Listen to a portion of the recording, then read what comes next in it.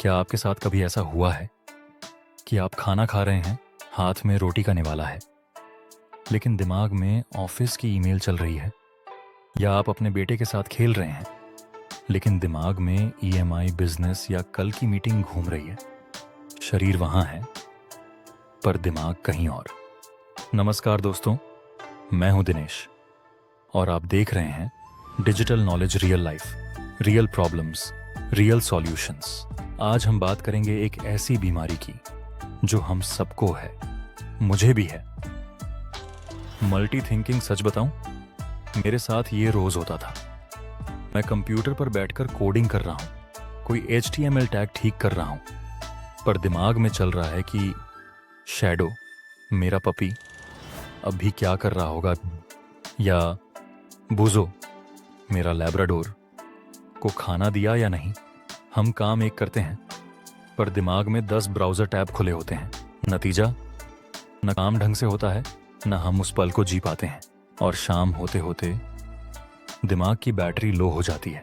अगर आप भी इस दिमागी शोर से थक चुके हैं, तो ये वीडियो अंत तक देखिएगा, क्योंकि लास्ट में मैं वो एक सीक्रेट बताऊंगा जिसने मुझे शांत रहना सिखाया। सबसे पहले यह समझते हैं कि हम ऐसा करते क्यों हैं। देखिए, हमें लगता है हम मल्टीटास्किंग दांत से कर रहे हैं, हम बहुत स्मार्ट हैं, लेकिन सच्चाई ये है कि हमारा दिमाग एक वक्त में सिर्फ एक ही चीज पर फोकस कर सकता है। जब हम बर्तन धोते हुए बिजनेस की टेंशन लेते हैं, तो हम मल्टीटास्किंग नहीं कर रहे, हम स्विच टास्किंग कॉस्म कर रहे हैं। दिमाग एक सेकंड बर्तन पे, अगले सेकंड टेंशन पे, ये बार बार स्विच होने से दिमाग थक जाता है। इसका मुख्य कारण है डर, छूट जाने का डर, फियर टू लूज। हमें लगता है अगर हमने हर चीज के बारे में अभी नहीं सोचा तो कुछ छूट जाएगा। हमें लगता है अगर मैं अभी कार चलाते हुए फ्यूचर की प्लानिंग नहीं करूंगा तो मैं पीछे रह जाऊंगा। लेकिन होता इसका उल्टा है, हमारा फोकस आधा रह जाता है और स्ट्रेस डबल हो जाता है। तो इससे बचें कैसे? मैंने अपनी लाइफ में दो बहुत ही साधारण तरीके अपनाए जो आप आज से ही शुरू कर सकते हैं। उपाय से पार्किंग लॉट मेथड।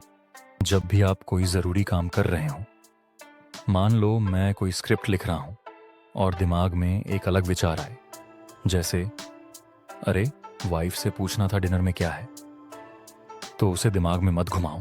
एक छोटा कागज या डायरी पास रखो, उस विचार को वहां लिख दो। इसे कहते हैं विचार को पार्क करना। दिमाग को बोलो, ठीक है, मैंने नोट कर लिया है, मैं इसे बाद में देखूंगा। जैसे ही आपने लिखा, दिमाग शांत हो जाएगा, क्योंकि उसे पता है अब ये काम भूलेगा नहीं। उपाय 2, फोन को दुश्मन मत बनाओ, दूर बनाओ। हमारी आधे से ज्यादा मल्टी थिंकिंग इसीलिए होती है क्योंकि फोन हमारे हाथ में होता है। जब आप परिवार के साथ बैठे हों या कोई फोकस वाला काम कर रहे हों, फोन को दूसरे कमरे में रख दें, साइलेंट पे नहीं, दूसरे कमरे में। जब आंख के सामने नोटिफिकेशन नहीं होगी तो दिमाग अपने आप प्रेजेंट मोमेंट, वर्तमान पल में वापस आने लगेगा।